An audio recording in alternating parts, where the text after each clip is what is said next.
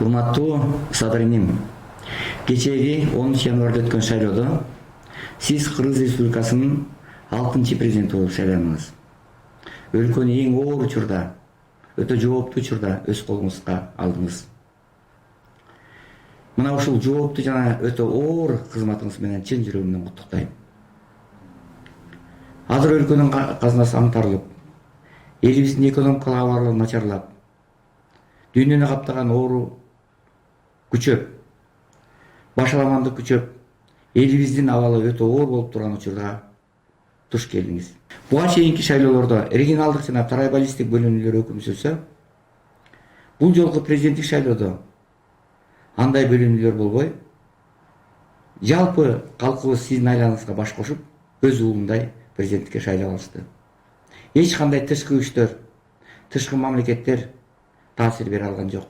Эл өзүнүн тандоосун, жеке тандоосун, эркин тандоосун кылды. Сиздин башыңызга өтө чоң жоопкерчилик илинип жатат. Элдин ишеними аябагандай чоң. Эми ушул ишенимди актоо сиздин алдыңызда өтө чоң жоопкерчиликти талап кылат. Сиздин жаман иштегенге, начар иштегенге укугуңуз да жок. Мындай ой болушу да мүмкүн эмес. Жалпы Кыргызстандын коомчулугу, жалпы саясий лидерлери, коомдук ишмерлер колубуздун келишинче сизге жардам берүүгө аракеттерибизди жумшайбыз. Өзлөрүнүн куттуктоолорунда, байкоолорунда дүйнөнүн илгилери жана эл аралык бир Кыргызстанга келген байкоочулардын бардыгы Кыргызстандагы шайлоо өтө активдүү, өтө жандуу өткөндүгүн белгилешти. Жана эркин жана демократиялык шайлоо болгондугун айтышты.